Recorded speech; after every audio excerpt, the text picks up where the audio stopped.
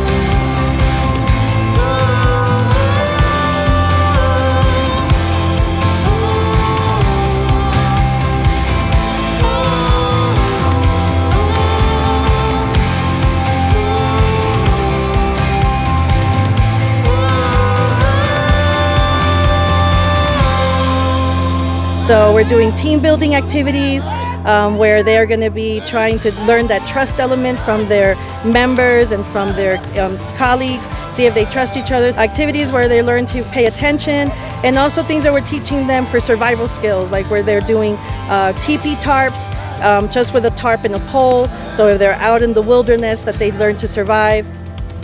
So we're also teaching them how to do a hammock with rope that only allows them to do 2 trees. So if they're out in the wilderness and they want to do a hammock, they can be above ground and not get wet.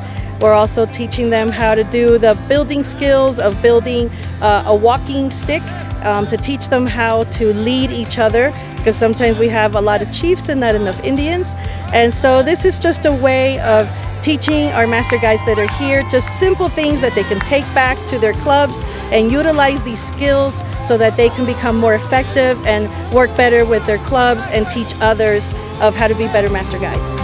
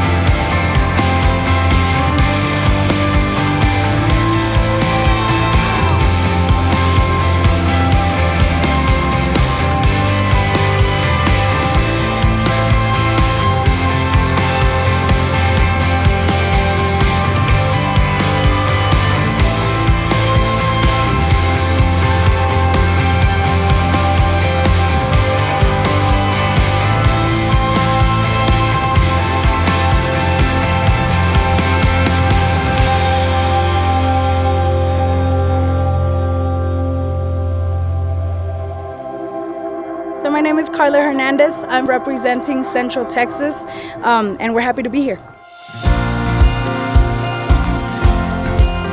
So the importance of these activities that we're doing here, it's not only a beautiful place for everybody to enjoy God's nature, God's work of art, but also the activities here that we're in charge of, the Master Guides from Texas, is so that you can have something to take back home and it be relevant to children, whether you're adventure age, whether you're Pathfinder age, or whether you're 80 years old, it doesn't matter. It has both a spiritual aspect but also a physical aspect, because we know that our youth love to be physical and love challenges. So it kind of covers your bases with everybody and everything.